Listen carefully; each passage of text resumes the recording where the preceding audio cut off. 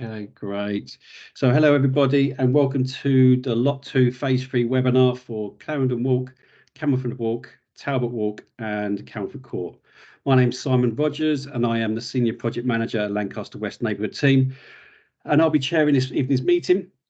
I really want to thank you all for coming along to discuss the refurbishment of said blocks. And there's just some quick housekeeping. So the meeting is being recorded for residents and it will be put up on our communication channels. Please keep yourself on mute unless you are speaking. We do encourage camera on policy if you are comfortable with that. Please do turn your cameras on, especially when you are speaking. If you have any questions as we go along, please either use the hands up function or add questions in the chat and we'll try and answer them as we go along. So let me do a quick introduction to Lancaster West Neighbourhood team working on the external refurbishment of the blocks.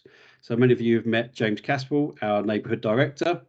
Also here we've got Janet Hall, who's looking after the heat network, and she's got some slides later on that she'd like to share with you as well. We've got Nordine Farmi, who is the head of resident engagement. Linda Fenelon, hopefully you all know who Linda is, who's obviously our engagement lead. We've got Abhijit Kumar, who is relatively new to the team. He's been with us for about 6 to 8 weeks now as a project support officer, who's predominantly looking after this lot. Andres Loizu, who is the head of design and delivery. Paolo Pinto, who is an engagement assistant, and Natalie Strachan, who is our Charity Works project support assistant. Okay, you'll probably hear from all various members of the team throughout the presentation.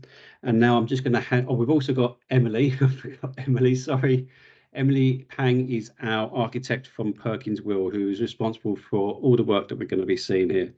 So I'm just going to hand over to Emily now for a quick introduction. Hi everyone. So yes, I'm Emily. I'm the associate architect from Perkins and Will, and we're looking after Lot 2. So I'll just be taking you through the slides this evening. Thanks, Simon. Thanks, Emily. So the agenda will run as follows. Part 1, which is the Phase 3 co-design, essentially answering the question, what is it about, and the key outcomes from Phase 2. Oh, I've got a quick something in the chat there. Seems to be a few waiting to be let in. Let's have a quick look at that. They're not coming up on my. I've let one in now. Oh, thank you, James. Yeah, if Abhijit, could you keep an eye on the participants and let people in as they come? I apologise if you've been sitting in the lobby there. We're only still at the beginning. We're just essentially doing the introductions, and I'm just about to walk through the agenda before we go through the slides. So you haven't really missed anything really juicy. Part 1 will be the Phase 3 co-design, which is what it's all about and the key outcomes from Phase 2. Part 2 will be talking about the developing of the preferred design measures and what it will look like. Part 3 is further co-design elements. Part 4 is fire safety. Part 5 is heat network, and we'll finish off with some newsletter and socials. So as already explained, but for those who've just joined us, if you've got any questions as we go, raise your hand or pop your question in the chat. So without further ado, I will hand over to Lancaster West Neighbourhood Team Director, James Caspel.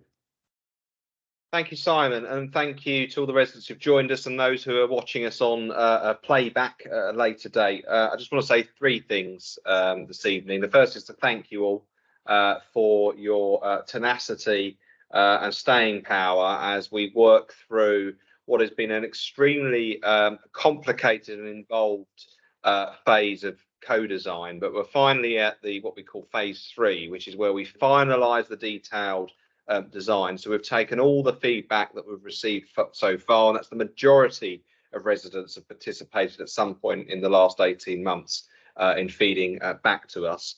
I just want to thank you for coming back again for one last time, and hopefully tonight we're going to see a range of designs that Perkins and Will have superbly put together.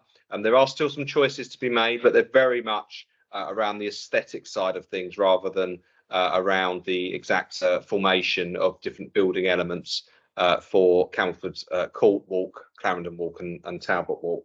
Second thing I want to say is how excited I am because for your part of the estate, we are ahead of every other block other than Treadgold House. We're now on site in terms of Treadgold House, and so we are really looking forward to get your blocks on site as well and start to bring to life finally the transformation that you've been promised for many years. The good news is financially we're in a place where we can afford to continue to follow through in terms of what we're going to see today. So there is no question, as there is across most of the UK at the moment, of whether we can afford to deliver the capital works that you have been promised and that we've been discussing. So really excited to see what we're going to see tonight in terms of those designs. And the last thing really is a bit of a call to arms in terms of you'll be asked to give your feedback if you haven't already. I think Linda's confirmed before the meeting we have 14 surveys already, and this is our first proper engagement event. We've got the open house tomorrow at 25 Upper Clarendon Walk. Hope to see some of you there as well.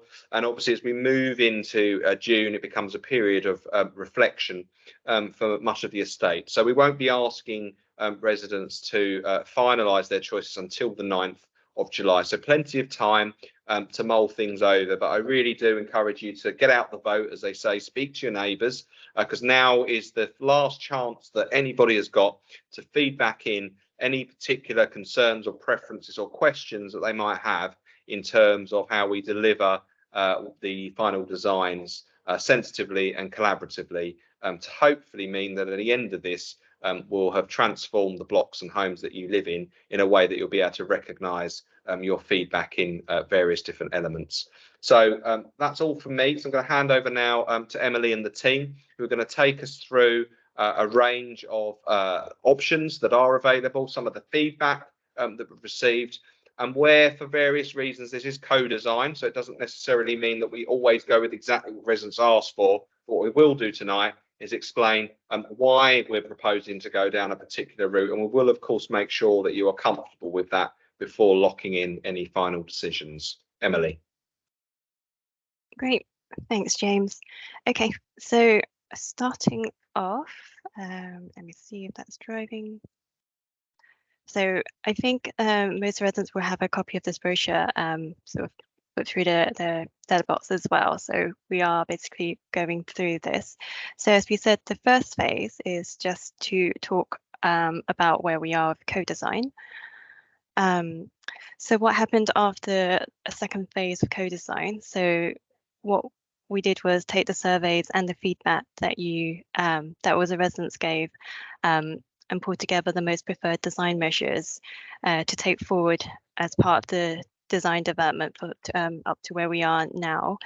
There's an indication of sort of the percentage of residents that took part in the survey in each of the blocks, and so overall there was a 62% feedback collated.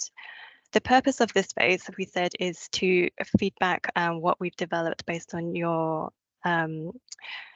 preferences, and then it's also an opportunity to highlight any issues that we've come across having developed those preferred measures a bit more.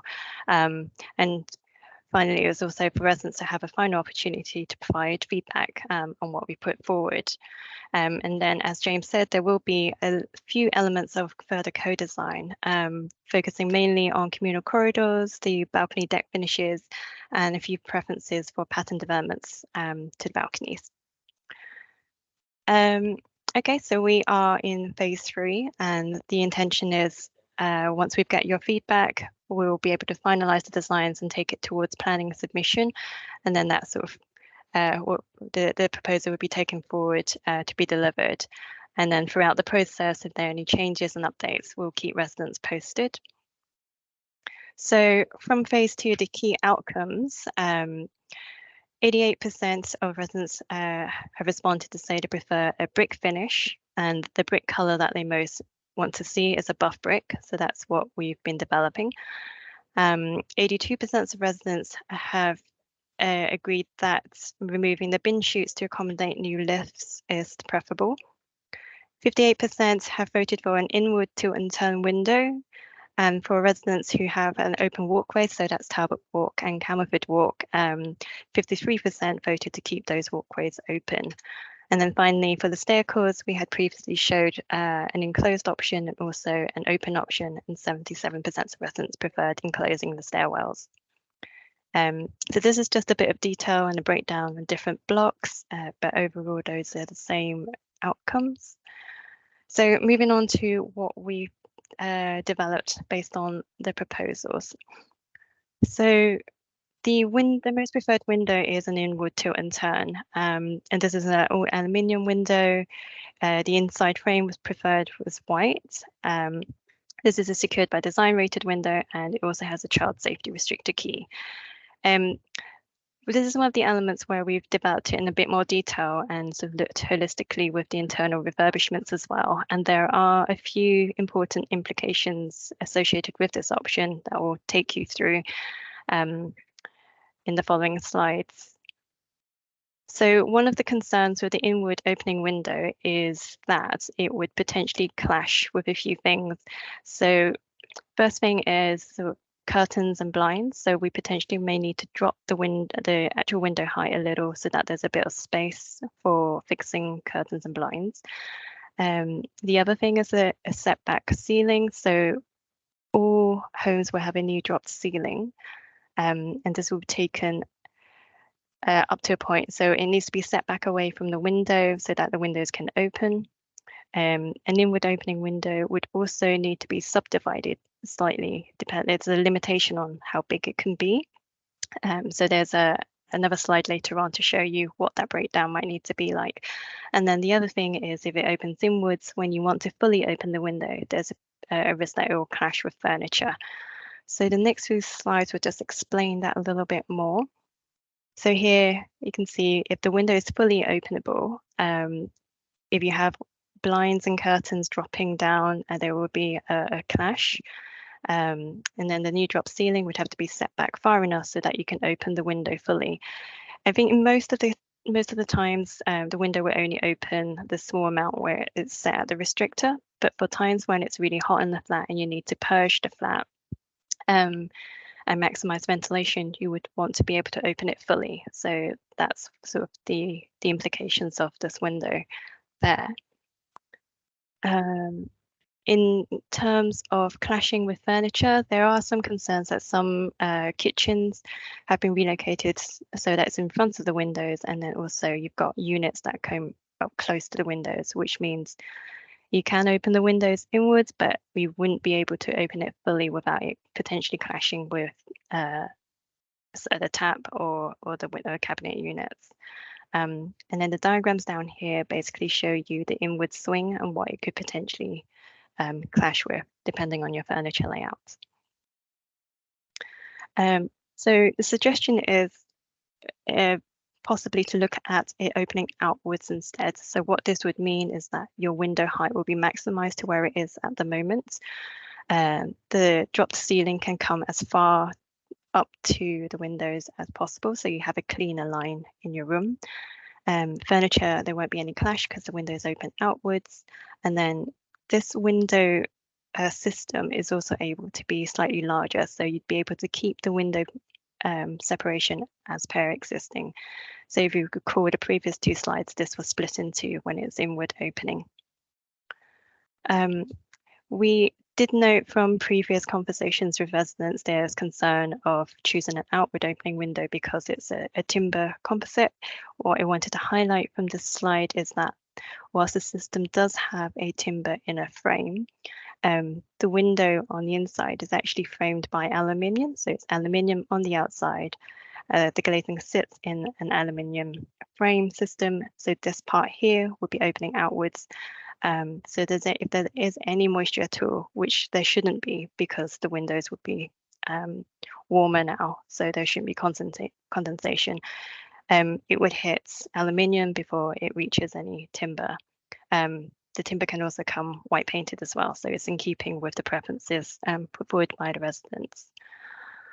So where I explained about the window partitioning, so this is an arrangement as per existing, so you'd be able to get the full width of the window unit here, but with an inward opening, you'd have to break that down into smaller components to work with the system. So there will be a slight change in what it looks like, both inside and outside. So what we are putting forward is an outward opening window to better suit to avoid clashing with all the internal arrangements. But this is an opportunity just to explain why we've done that and for residents to confirm whether or not you're happy to move forward with this recommendation. The other thing we looked at is the EWI system. So we've gone for a mechanically fixed brick system. And this is an example of the buff brick color we're looking at. So these are some initial visuals. I think one thing to point out, it is a change in aesthetics, so what it looks like. So there will be some areas where the red brick will remain, so there will be a bit of a difference. I think on Camelford Court as well, these walls will remain as existing, but what we will be able to do is to paint the blue railings a darker color, either black or something to match the new porches along that line. And then on to balconies. The majority of residents asked for a bolt-on balcony. This would increase your internal floor area. And it would also have a simpler thermal envelope. From the detailed design development, they came across a number of challenges, and unfortunately we're not able to offer this as a solution. The reason for this is because the bolt-on balconies would be very steel intensive. So where on either side would have structure to support it, would also need beams going across, spanning there, just to support it. The steels are also quite large, which means you can't get a level threshold. It's stepped. There's also a risk of overshadowing. So the bedrooms underneath would be much darker, but in particular, it will be a problem if it overshadows neighbouring properties. And then finally, because of fire, there is only sort of limited options on what you could do with the deck. So it's a metal deck, which could be quite noisy and scratch easily as well, and will get hot in the sunlight. So what we are proposing is to improve the existing recessed balcony provision. This will not impact the internal floor area. The amount of amenity will be comparable to what you have already. You'll still be able to choose a new finish to go onto the deck. And what we'll do is insulate it slightly on the floor and on the soffit as well. There is also an opportunity to reposition the door. So we are proposing it to be repositioned on the larger pane so that it goes directly into the living space. But we can keep it as existing if that is the preference. So it's just an indicative visual of what it might look like. So you've got the door here, outward opening window. One thing to note there is the door system will match the window system. So if it's outward opening, the door will be opening outwards as well. So again, that will be saving any clashes internally. So looking at the stairwells, we are enclosing the stairwells as per their preference. And as part of this, we will be removing the refuse chutes. So there'll be new refuse stores next to each entrance. This will help with the wayfinding and just have a very holistic entry system along with the refuse. Oh, and just to say, we're also removing the ramps on Clarendon and Camelford Walk to be able to accommodate the new lifts. So Emily, there's like, Emily, can I just jump in? Sorry, if you don't mind. There's a couple of questions that's come through. Sure. The first question from Cynthia is, what happens to leaseholders' flats with no drop ceilings in relation to the windows? I guess in relation to the proposal of the outward opening, if you're able to answer that question. I'm not sure of the arrangement for leaseholders, but I think the window system will need to be consistent throughout the blocks. So if it's inward, everyone will have an inward system, and if it's outward, then regardless of whether the ceilings are dropped or not, then everyone would have an outward system as well. Yeah, okay. Cynthia, if that answers your question, let me know. If not, put something else in the chat, and maybe because I know that you're recorder, or sorry, your microphone's not working. So if you want me to drill down that a bit more, please let me know. And then the other question comes from Peter, Emily. It's in regards to the buff brick. He would like to know more information on that, because he's unable to find the samples online. I know we've got samples of that buff brick in our open house tomorrow. So I guess really he's just looking for more of an understanding of what it looks like. And yeah, so if you can confirm that, then yeah. And as James said, we've got the buff brick in the baseline studios outside 31. Peter, I'm wondering whether you actually send that question in on email, because I did respond to someone about that and I did answer it in that same fashion. But Emily, if you've got further information on the actual sample, maybe Peter would like to do his own research on it. Yeah, that's fine. We can put the name of the brick that's on the system. I think it's a suggestion at the moment, but as the responses are, there is a whole rig sample in baseline, so you can go see that. And there'll be some white bricks and glazed green bricks associated fitted in together with it, so you'd see a bit more of the proposal together there. Yeah, so Peter, so tomorrow we've got an open house at 25 Upper Camelford Walk from about 3 or 3:30 tomorrow till 6 or 7. So you're welcome to pop down there and see that sample. But if you can't make that, in baseline itself, just walk down the end of the walkways to where Unit 31 is, and there's actually a mock-up of that buff brick that you can actually have a look at as well.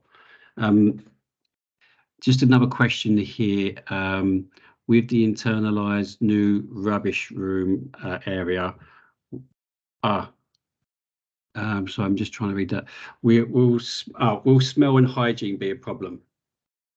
It shouldn't be. I think it's an external space, so, and it's also ventilated, so the doors would be louvered. So I guess it's more of a matter of how well they're kept inside, but as a space itself, it's ventilated. Okay, great. Yeah, so Peter's just coming back. He will come and have a look, but he'd like to have the name. So if when Janet's doing her slide bit, or maybe if we can pop it in the chat, that would be great. If not, we can follow up with you after, Peter. Yep. All right. So sorry to interrupt there. We'll go back to the slides. Thanks, Emily. That's okay. So what this diagram shows is just where the new lifts will be. So basically there's one on Talbot Walk, one on either end of Camelford Walk, and then one on either end of Clarendon Walk as well. And then at each end of the block, there will be a new entrance, which is indicated by the blue. Ideally, we'd put the refuse next to the entrance, so it's part of that holistic entry sequence with the lifts as well. And where it can't be accommodated, it's sort of positioned elsewhere. So about the ramp removal, so that's Clarendon Walk ramp and then the Camelford Walk ramp. So for Clarendon, this upper section will be demolished, and then for Camelford Walk, the entirety of the existing ramp will have to go to be able to make space for the lifts. So on the next two slides can just show you indicatively what it would look like. So Clarendon Walk, the top section will open up and we'll keep the bottom part of the ramp. And then the difference between the roof level and the remainder of the ramp will be addressed with a new step-free access as well. So when the works are going on, there'll be a period of time where there won't be through access whilst we develop that. And it's just another view on that side. And then Camelford Walk, so you can see this is part of the new entrance. There'll be level access from street level going straight in. And then where the ramp's removed, it's opened up, and there'll be a stepped access going up to street level. So you can have a through route up to street now on that one. In terms of the lifts, there's a standardized approach across the estate. So these are the proposed finishes. There's going to be a full height mirror as you come in, handrails, also CCTV internally. And then for all the entrances I mentioned at each of them, there's a typical sort of approach for each of them. So the naming of the block, there's video access as well. For each of the entrances, we are proposing to use a white brick to differentiate where they are sort of points of entry. So it's a wayfinding sort of means, and then would be introducing some glazed brick as an accent just to enliven each of the entrances. The purpose of it is to have a cover as you approach the entrance, and it will be lit in the soffit. Go. And then for residents with walkways, so again, that's on Talbot Walk and Camelford Walk, these will remain open. What we'll do is insulate the soffit, insulate the walls, and insulate the floors.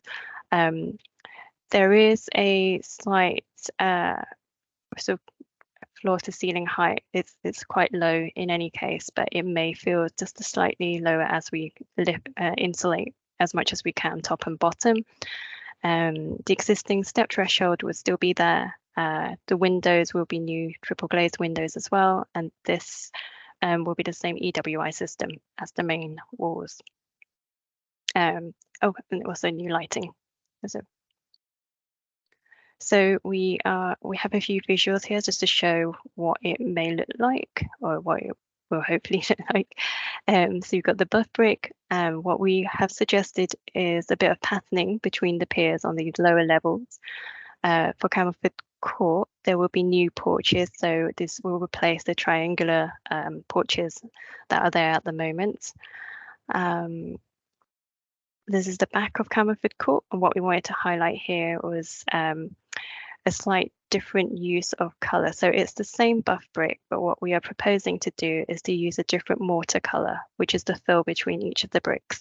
And this will give that area of brick a darker appearance. And the purpose of that is to try and make these look like a series of little terrace houses rather than one long continuous block. And then a view of Talbot Walk, Camelford Walk, new entrance. And again, you can see the patterning. So this pattern will come round between the piers on Camelford Walk, Talbot Walk, and Clarendon Walk, but on the side facing the roads, Verity Close, and onto Camelford Court. On the inside, it will there won't be any pattern, so that it starts to give a differentiation, sort of outside, inside. And then finally, Clarendon Walk. So again, you've got the new entrance, the bin stores, the wayfinding, and the signage. So going into the remaining elements that require a bit more co-design with everyone. The first thing are the porches, which we touched on in the previous co-design, but without much development yet. So now we have a couple of options. This is the proposed option, which is a simple rectangular canopy. There's a bar across, which we thought may be able to be used to support planting. And essentially there's two versions. So where there is enough space, we've proposed a external MVHR cupboard. So what this will do is to take the kit away from the inside outside, which it gives you a bit more storage internally. Where there isn't enough space to do that, it will just be the porch and the MVHR will be inside. So there will be the door number there, the soffit lighting at the top. The hanging bar is optional, and that will be explained in the next slide, and then the MVHR cupboard. And this is the version without the MVHR cupboard. So the three options, and I think that would be highlighted on your surveys. So the first one is as proposed with the hanging bar. Option 2 is to not have a bar at all. And then option 3 is to have the bar and the slight return bar here, so you can do additional hanging. And then this roof is slightly chamfered, so there's a different roof shape if you prefer. If you don't, say like the sort of simple rectangle there. So there are 3 options. And then we've got metalwork colours. So metalwork colours refers mainly to the window frames, but it also touches on the louvers and the porch. The proposed colour scheme is based on the first colour scheme 1, and the idea is to use a lighter window frame to maximise light going into all the homes, but we're proposing a darker colour for the porches, and that's partly to better conceal dust and dirt because it will be ventilating. And also it will tie in a bit more with the entrances, which will have a darker frame colour. But of course, there's 3 options, and residents are invited to provide feedback on all 3. and preference. So the first one is as proposed. So you've got the lighter colours of the window frames, top and bottom, and we're looking at an anodized aluminium, a natural anodized aluminium, or a similar colour, sort of powder coated. So there'll be samples of this in baselines and at the open house tomorrow. And then the darker porch. The second option is to look at a darker frame all over, including the louvers and the porch. And then the third one is a medium, it's a goldy grey colour, so it's a mid-tone between, and it would put that across all the windows, including the porch. For the balconies and the terraces, there'll be an opportunity to choose a new finish as well. So the metal deck option is still an option, but there will also be a composite decking won't be as noisy and as easy to scratch. That's made to look similar to a timber deck, and there will also be paver options as well. So all of these will be available at the open house or at the Baseline Studios if you want to go and have a look before making a decision. And then the patterns I spoke about earlier. So there are three choices. So there's a very simple white glazed brick option, one that has a bit more colour. So these are all sort of colours and bricks that tie back into the entrances, or alternatively, you can go with no pattern if that's your preference. Emily, So just on this brickwork pattern, Peter's put a question in regards to the location of the patterns on Clarendon Walk. I know we had this discussion ourselves, but I was wondering if you can answer this question. Essentially, he's saying that the majority of the residents come to the building from the Ladbroke Grove, so having them on just the Verity side or only the Verity side, they'll miss this upon entering the building. It likes the idea of the designs, thinks they add character. Is there a reason why we're not putting it on the other side of Clarendon Walk? I think what we were thinking to do is exactly that, so that people see, well, more of the public and visitors can see it. So it's put on the side where it faces the street, and this facing Verity closes because that's the front entrance of those properties down, so Lower Clarendon 1 to 8. Putting them on the inside face is to the backs of people's gardens, and it gets a little bit hidden by the vegetation and the trees around there as well. But putting them on the other side is consistent with the idea of having this sort of outside and inside. So the inside without it is sort of the more private kind of estate kind of idea, if that makes sense. It makes sense to me, but maybe Peter, are you going to come to the open house tomorrow? If you are, then maybe we can have further discussions there about it. But to sum up Emily's point there is, it's to keep in line with the estate as a whole, where the patterns are there on the sort of outside side of the estate, so any passers-by, the public, can see the designs, and then the inside is more of that private gardens, with not going to impact on people's garden space or be obstrued by vegetation. I hope that answers your question, and obviously let's pick it up. Thank you very much, Peter. There's a question here just coming in just now from Isabel. Hello, will these new lifts?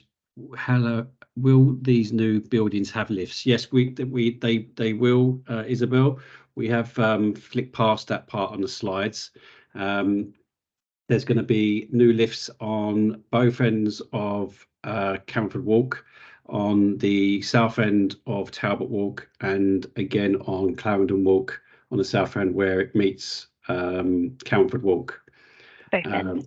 Both ends, yes. Sorry, both ends on Clarendon Walk. And they're going to be enclosed, and it's going to be keeping in same style of this, what you see here on this buff brick, and each entrance will have its own kind of glazed brick with its name branded on there, just to give it a little bit of a style and individuality. Back to you, Emily. Okay, great. So we're just going through each of those brick options. So there's a simple option, one with a bit of green glazed, and then obviously no pattern as well. So this is Camelford Court. This isn't so much an option. This is more just to explain how we're using the darker mortar to slightly differentiate these buildings on that back elevation.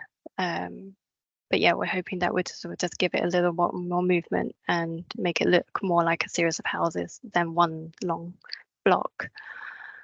So on corridors and stairwells, I think the first thing to note on these corridors is they will be internalized, so there will be heated spaces. The existing entrance doors will have already had their fire doors installed. So that's one limitation. We'll be keeping those doors in place, and then the step threshold will still be there. The other thing is the color scheme of those doors is fixed, so there won't be any opportunity to revisit those doors. And then the main thing is the low floor to ceiling heights, which unfortunately there isn't much we can do about that. But it's just something to bear in mind for the next few slides. So we are looking at a few strategies and how we can sort of tie these corridors together. So the very basic simple one is to have a simple grey floor and to paint the walls white and have a new dropped ceiling that's also sort of white. And the idea is that it sort of maximizes how bright everything can be, and so it doesn't feel as low. This dropped ceiling will hide the surfaces that go through, but because it is relatively low, what we're proposing is that you have a cutout around each entrance door. That will just give a bit of breathing space as you step to a threshold into the home, and also just provide a bit of movement through the ceiling. And what we're proposing to do is to test this out at the next stage, just to see how it would work and how it would feel as well. But this is the first strategy option. The alternative is to have a slightly painted strip next to each of the doors and a super graphic just to highlight which door number it is. And the idea to keep it simple is so we can just tie everything together and allow the doors just to do what they need to do. There will be soffit lighting and then also a sort of light next to each entrance as well. This is option 2, and then the final one is to look at using green. We can look at green tiles with a pattern, so similar to sort of some that's already there, but this is looking at yes, a tiled option with a green floor, and again, sort of new lights, new light fittings for everything. So those were the main options. So now we move on to fire safety. So this is just to explain how the measures we put in place. So starting from your home, so the floors and the roof and the walls you share with your neighbours will be a compartment wall. So basically the existing walls are concrete, which are fine, and then the wall facing onto the corridor space will be a 60-minute compartment as well.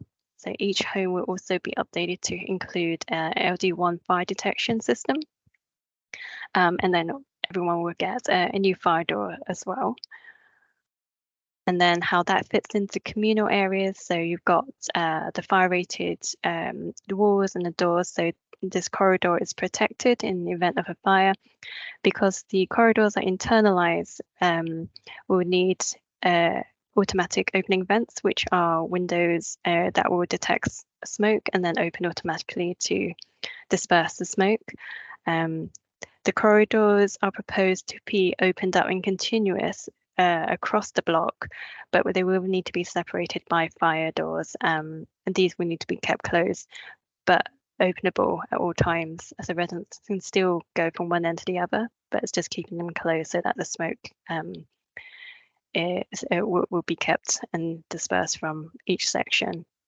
There will be a new lift, but and this will be able to support evacuation of vulnerable residents, but not to be used otherwise.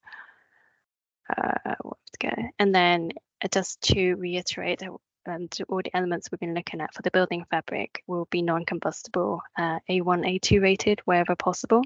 And these are just some of the examples of the materials that we've been looking at. And then just to let you know that there has been a site-wide fire plan commission to review the fire tender access requirements, and this will help to ensure fire safety is maintained throughout the duration of the works. So I think now we're on to heat network. Janet. Hi.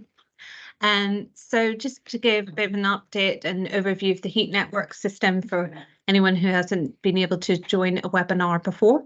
This is a bit of an overview about what the heat network is going to provide. So first up, state the obvious heating, and the heating that's going to be available all year round. So there won't be a summer, winter kind of switch off period that we currently have. If anyone still has a large Harton tank, that is the kind of copper coloured metre squared tank that you probably have hiding in a cupboard, those we're going to be able to get rid of and replace with a much kind of slimmer heat interface unit. And generally, we're going to be able to improve the reliability of the heating that you have today, mainly by replacing the pipe work that exists in the homes and blocks across the estate. Other thing to mention is the hot water provision. So the replacement of the pipes is going to improve the hot water pressure in all homes, and we are going to be able to deliver hot water at temperatures of about 55 degrees C. We're also including new customer guarantees. So the heat network will kind of come with its own kind of customer charter, which will set out new repair periods, and it will also prioritise any residents with vulnerabilities as well to make sure that you're getting repairs done as quickly as possible. And we also have the resident price promise, which I'll touch on in a few slides' time. Next slide, please, Emily. So this is the kind of 4 key items that will be installed in each home. The first of these is a heat meter. It's a very small kind of device that fixes onto the second item, which is a heat interface unit. A heat interface unit works a bit like a boiler. You can turn your heating on, off, up or down, and have different kind of timers and settings as well, provided by the smart thermostat.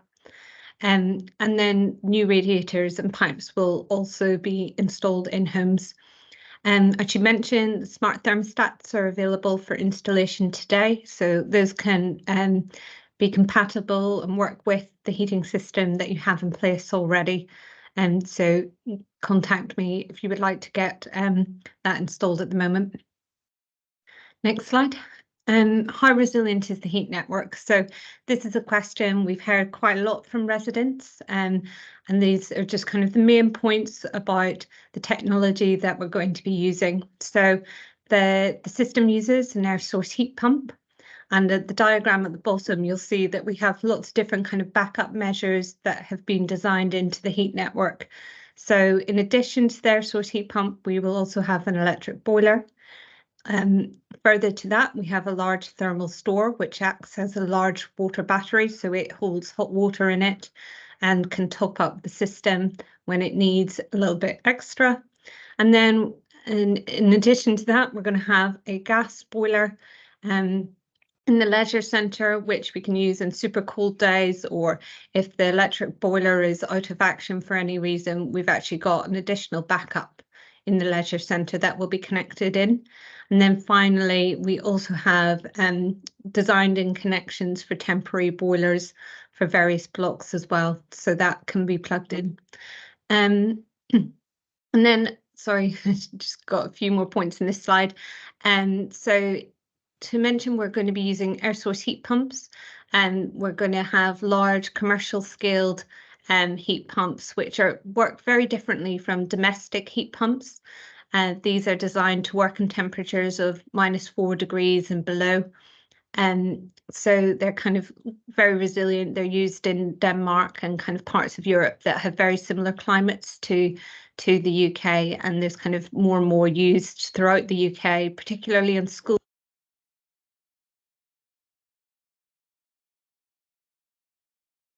You're on mute, Janet. Yep, sorry. And then some of the energy source will actually be. Yeah, you've gone on mute again. Looks like you've got a complication. Is someone hitting the mute all button?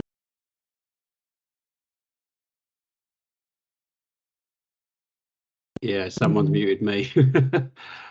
Could we not, if you just not play around with the mute options, please? That'd be helpful. Thank you. I've got someone put their hand up. Yeah. Sorry, can we just interrupt you just quickly? I've got BG put his hand up, Pete or her. Sorry, I don't know your name. Hi. If you, please, if you want to ask your question. We've been muted again. Going back to mute. Yeah, my name's Bilal Gomari. I live in Talbot Walk. I had a question regarding the heating. You said all year round, and also the payment. Sorry. The removal of the boiler system and pipe work for leaseholders. Who will be paying for that? Will that come in the overall cost of this refurb?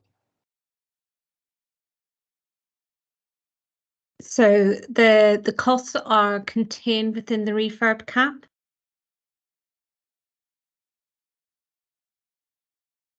Again, unmute myself. The heating all year round, energy bills obviously are, gas is expensive, electric is expensive. What is the point of having heating on in June, July and August and May? So one of the important things about the new heating system is that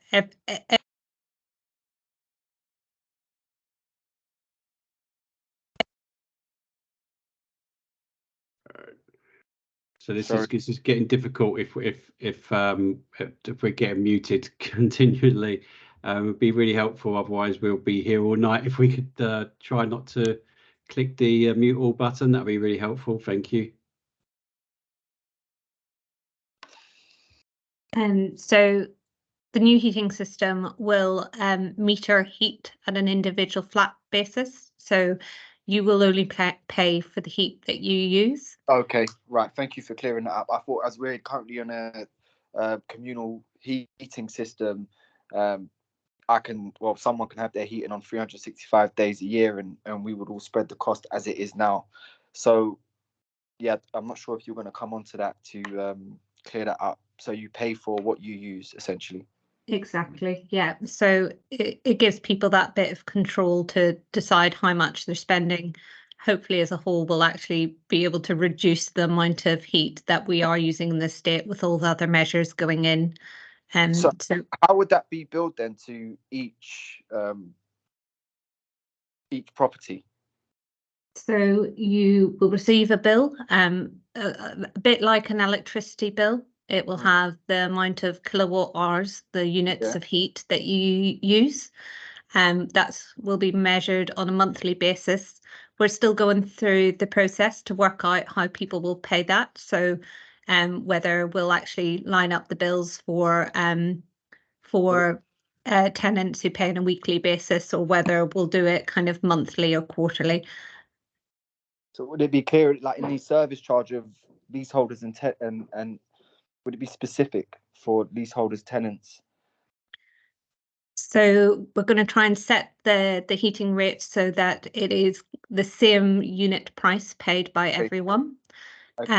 And then there will be a standing charge which the leaseholders pay, which is kind of very similar kind of principle as to what happens today with heating and hot water. So at the moment, tenants just pay the fuel costs, and they will continue to pay that fuel cost or heating cost, and the leaseholders will pay the service charge equivalent, which we'll now call a standing charge, and their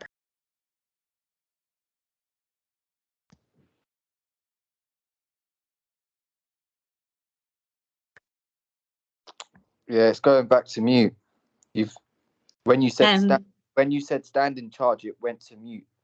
I think there is another slide that will explain this better a bit further along as well. So shall we continue, and then hopefully I'll answer a question. Though there is another question as well. Yeah, if we go to the next slide, Emily.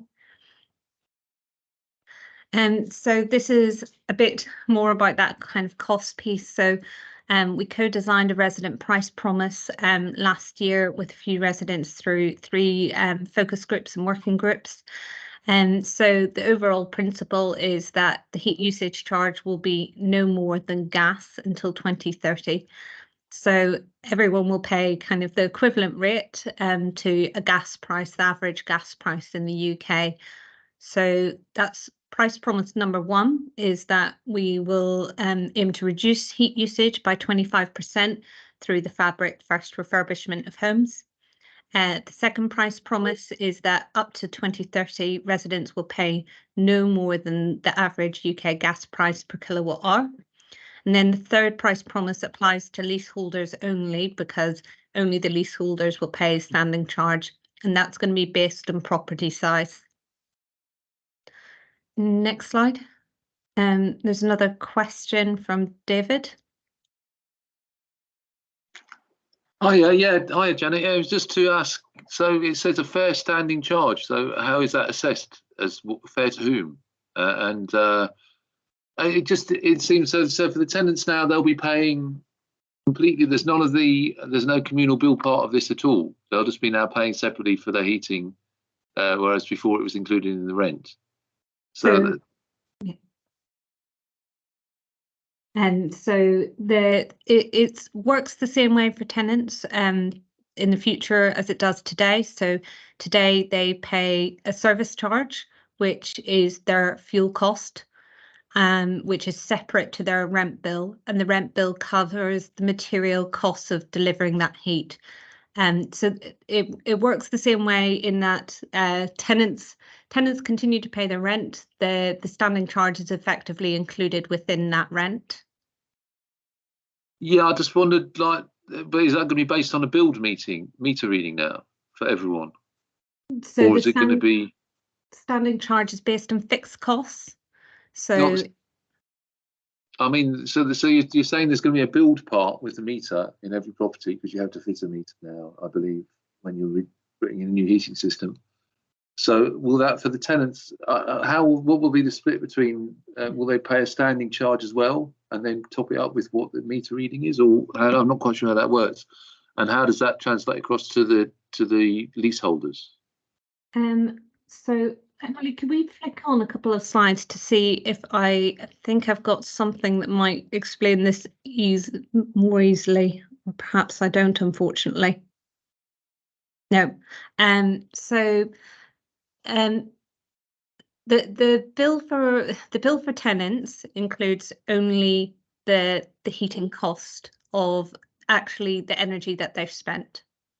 So it is it's imagine you have an electricity bill, and on your electricity bill you have your standing charge and you have your unit charge. So we're not talking about like a monthly fixed payment in that, you know, you've got a contract with whatever energy provider for £30 a month, and then they readjust it or so on. You've still got that split of your standing charge and your energy cost within that bill. So the standing charge remains constant. So it might be 30p a day if you're on gas. So forgive me, Jen. So the standing charge is supposed to pay for the infrastructure, and we're paying for what, the maintenance and upkeep of the infrastructure. I'm not sure how our standing charge as leaseholders is calculated, but there isn't a standing charge for the tenants. Am I correct? They're just paying what their meter reading is. So yes, yeah. So that's now just separate. So effectively, the service charge part will fall out of their rent or the heating, and then they'll just have to pay whatever the bill says. Because I'm concerned how the energy costs are divvied out amongst leaseholders and tenants and the whole. Yeah. So right now, in terms of the leaseholder bill, you have 5 or 6 line items on the leaseholder bill which relate to the provision of heating. So that's maintenance of the boiler, insurance of the boiler, repair work and so on. And those costs will largely then be wrapped up into a single standing charge. Okay, so and that just for the leaseholders or for the tenants and the leaseholders? That's for the leaseholders, because a tenant's bill currently doesn't have those line items because that's included within rent. Yeah. What's the difference between, well, anyway, I wasn't going to complicate it. I just wonder what the difference between repair and maintenance is in terms of line items, but. Those might not be the precise line items. I can go through this with you, David, if you would like. Yeah, it'd be good to have some clarity. That's all. And so I'm still and everyone will now pay for what energy they use. So they'll just pay their meter reading. Yeah, exactly. Across the board. Okay, that's great. Thank you. Yeah, across the board, and everyone will be paying the same price per unit of heat, effectively. Yeah.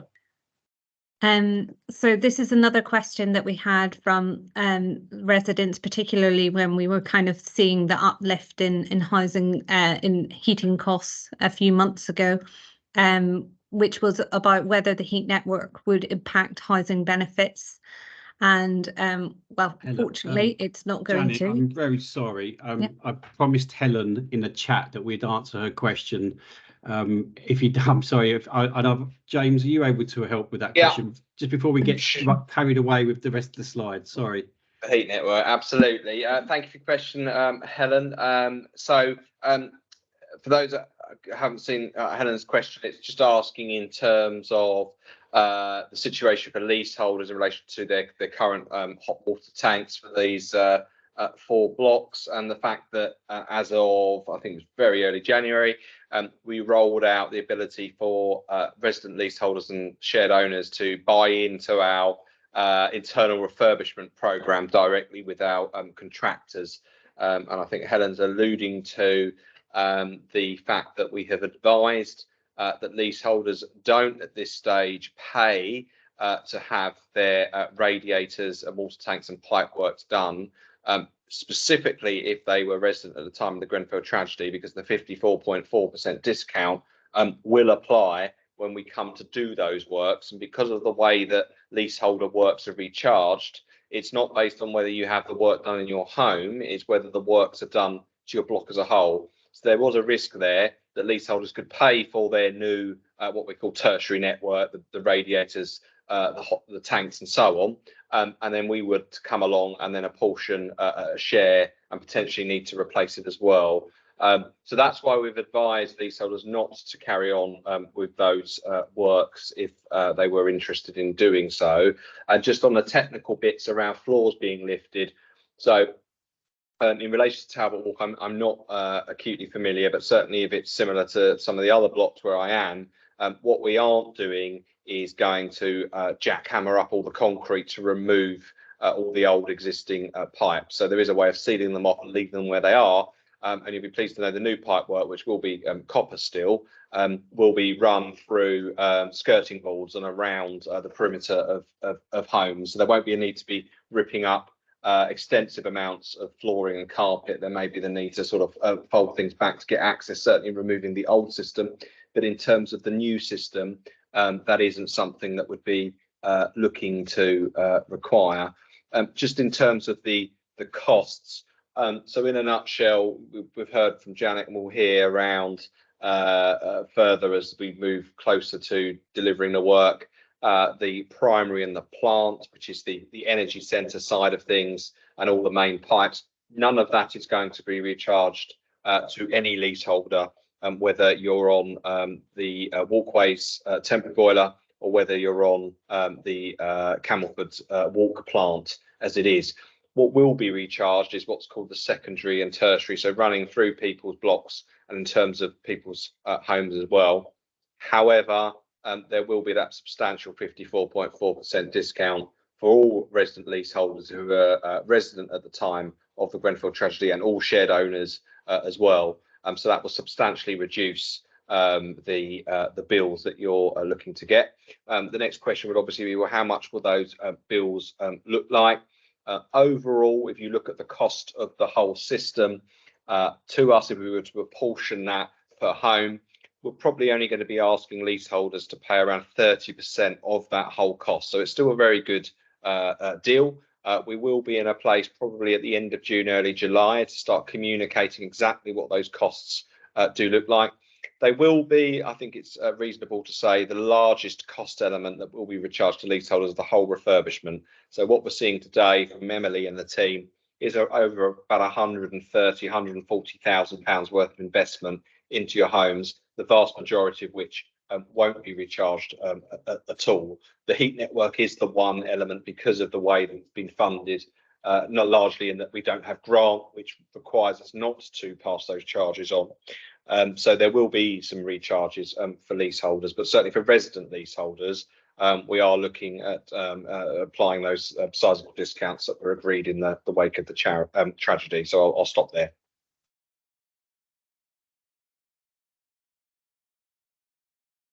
So I'll just pick up on this slide again, and this topic I think kind of relates to the conversation we've just had with David.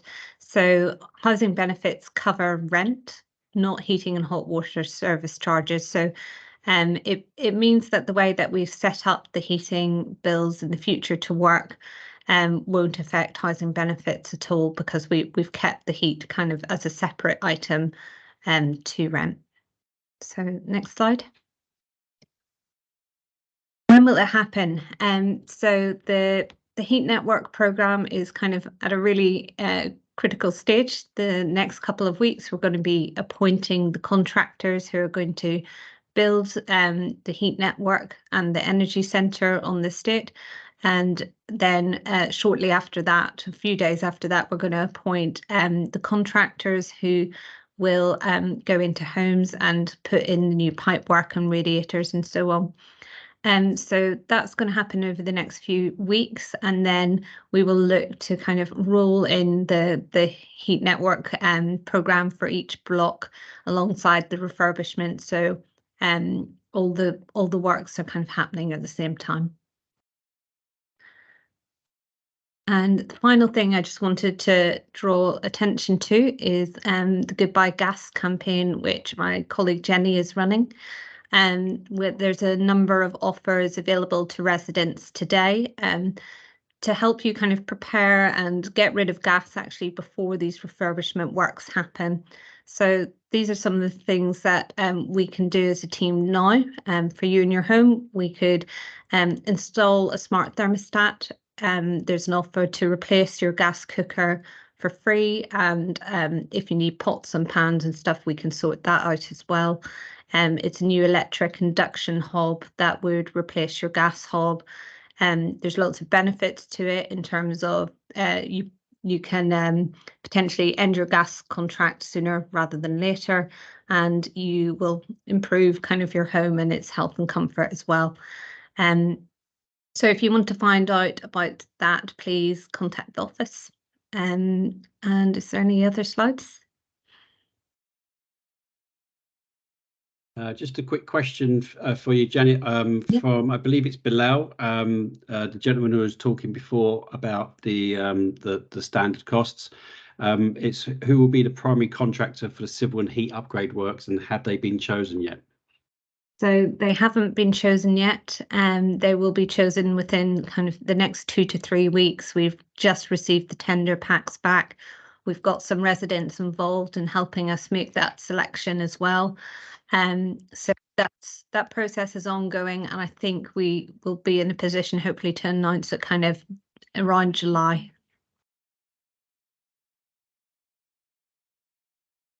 Great, thank you very much. So we've come to the end of the presentation. I obviously interjected and got people caught out just asking questions on the fluff, but if there are any more questions that you would like to ask, then please put them in the chat or raise your hand. So I just want to obviously whilst that's coming, anybody might want to put their questions in. I just want to thank everyone for the contribution. It's been really insightful. It's been really helpful. It's been a good conversation, and it would be really helpful to understand people's concerns and also get your insights. The buff brick type, Emily, did you get that code yet? Or Sorry, I'm just looking through, so I will try and drop that into the chat. Brilliant. And we do have a question coming from, I believe it's Bilal. I apologise if I've got your name wrong, but yeah, just put your mic on and ask your question. I've got a question in regards to the maintenance costs of the lifts and also the lighting. I'm not too sure what the current expiry date on the current maintenance contracts we have for lighting. Who will be maintaining the lifts? Will it be the installer of the lifts? And currently, like, our lighting at the minute throughout the estate, and I've got invoices here sent to me from RBKC. For example, 2 years ago, we were charged £154 to replace 2 5-foot light fittings. So all the current renders that we saw today on the slide, they looked fantastic. But how can you guarantee that these will be cost effective going forward? At the minute, like, our service charges and our rents are all increasing a lot due to mainly due to the energy costs. So first question is maintenance, and how future-proof are these design installations in terms of how cost-effective are they for us to pay for them? And my last question was, oh, sorry, I've kind of just blanked out there, but that's the first question, please, in terms of maintenance and how are these going to be sort of, basically an analogy is like, you're giving me a Ferrari or giving us a Ferrari, but we can't afford to maintain that and take it for its service every year and change the £600 tires it's going to cost. So there are a lot of great ideas and fantastic renders, and the building's going to look amazing, but can we afford to maintain this or upkeep all of these great ideas we have?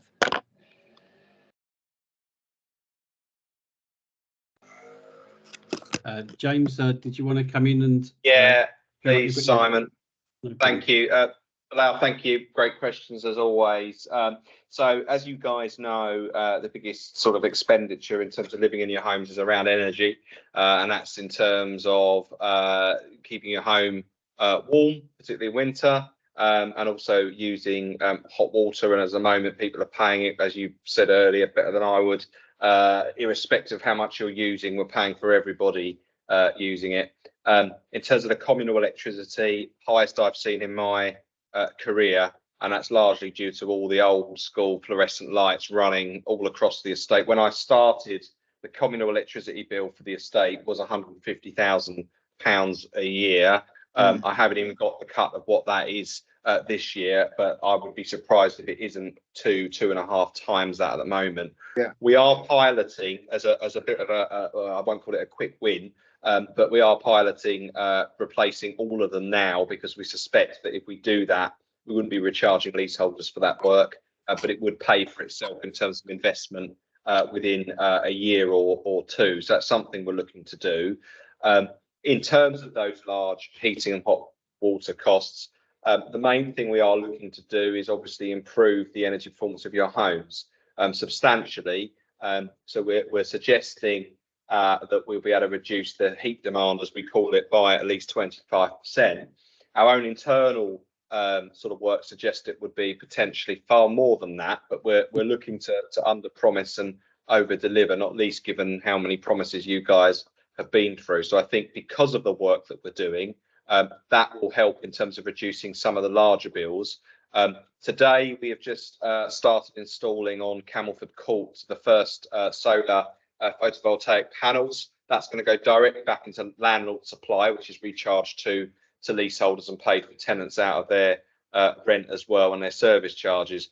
We think we should be able to generate about 10% of the estate's electricity supply through solar PV at very close to low energy home, which none of you would have seen with the solar panels on Last summer, we got that to 69% self-sufficiency, just using an air source heat pump and its own solar PV. So a lot of the work we're doing, we're not recharging leaseholders, but it will mean lower bills. Now, in terms of the maintenance, the lift is a really good example, because the lift originally will be under warranty, and we'll definitely want to ensure that there is a maintenance plan from the installers, because 9 times out of 10, if something goes wrong with a lift that early on, it's due to the installation. And moving forwards, I think it is highly likely we would be using an external contractor. Now, somebody asked the question of how many lifts are we getting. So it's 5 in total, I believe, across the 3 blocks that will benefit.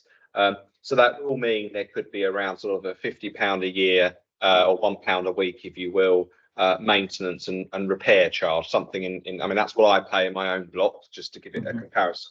So that's an example of something going up. I can't dress that up. There will be a cost to that, absolutely. Right. There's a lot of what we're doing which will reduce things, and where we can maintain things in-house, things like door entry systems we're starting to do, even in terms of solar PV, ventilation, we're looking to train our in-house operatives.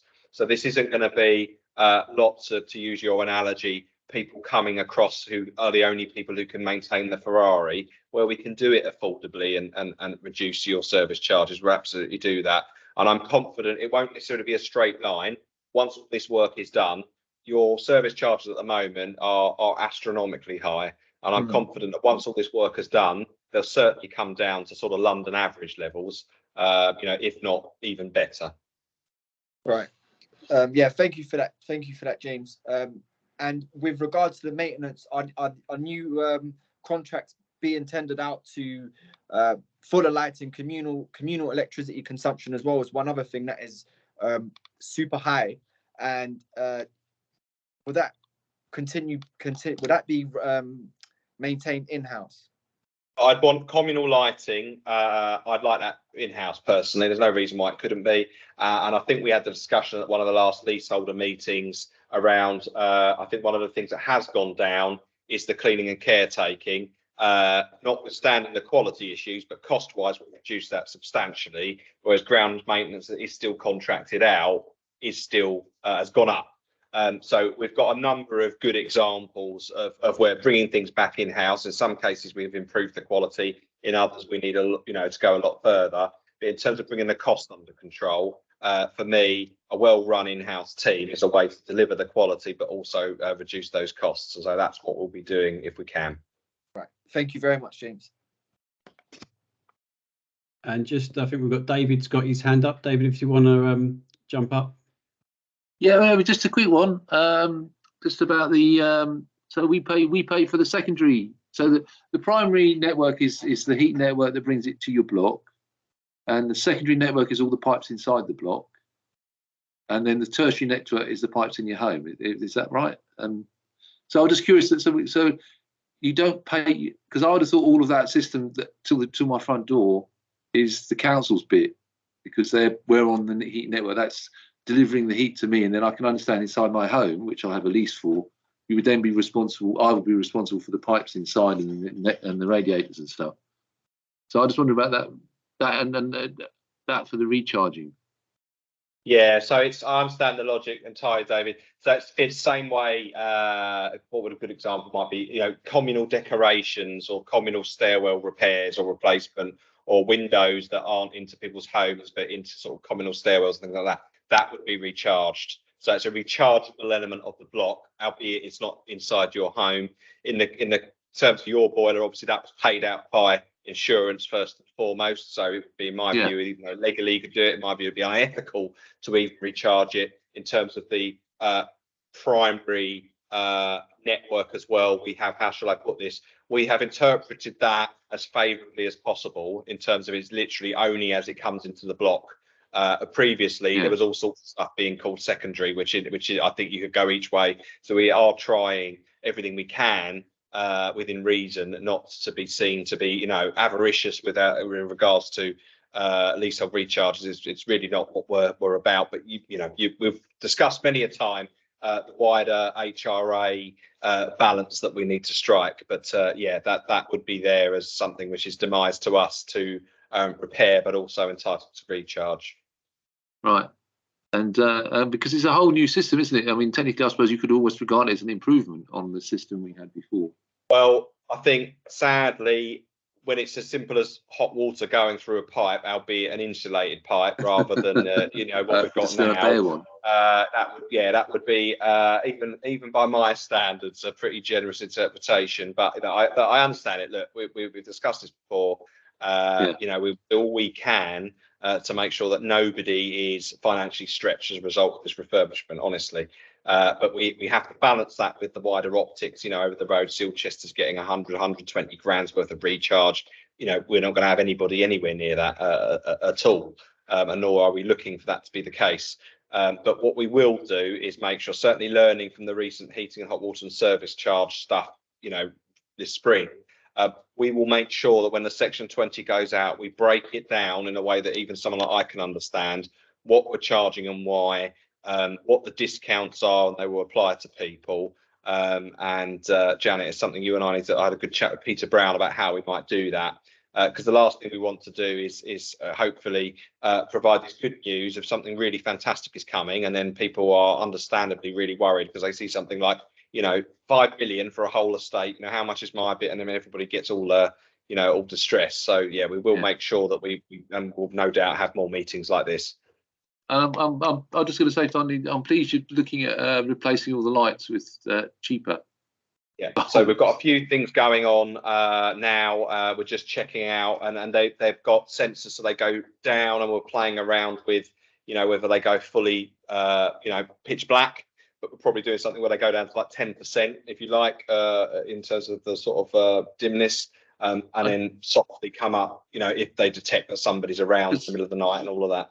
I don't know if you did it for Camelford or any of the other blocks, but there was definitely a study for the walkways where you had the idea of dimming and rating, because you wouldn't want it to be totally pitch black inside. No, so that's exactly what we're trying. We've tested them. We've just put some stuff in at the moment. Ignore all the metal conduit. That's just so we can run things safely. We're piloting that. We're piloting things around emergency bulkheads as well. And I'm meeting the team next week about that. And that's something we're just going to roll out as soon as we can, because it will just save a fortune for you guys. Yeah. Okay, thank you very much. Thank you, everybody. I'm assuming that's the end of the questions, and thanks for everybody's time. So on the screen there, we've just got some ways that we're trying to engage with you. So we've got the paper survey. I've just got someone just coming in. So we've got the paper survey. So obviously that copy's gone out to yourselves, and the deadline of that is the 9th of July. So you can just either drop that back in to us, or you can back to 2020 unit 22, or place it in a dedicated silver survey outside the entrance to your block. Your online survey, so in the chat, it's been posted there by Natalie, so click on that link and it will take you to the survey in an online format. And then obviously got the WhatsApp group, so you can text us on WhatsApp and we'll send you a link to that survey. So the WhatsApp number there is 07814 608 999. And yeah, take your time, make your decisions, and get that back to us by Sunday the 9th. So it will end at midnight on Sunday the 9th. So just on the final bit is that you can obviously see our links on our Instagram, which is at Lancaster West Neighbourhood Team.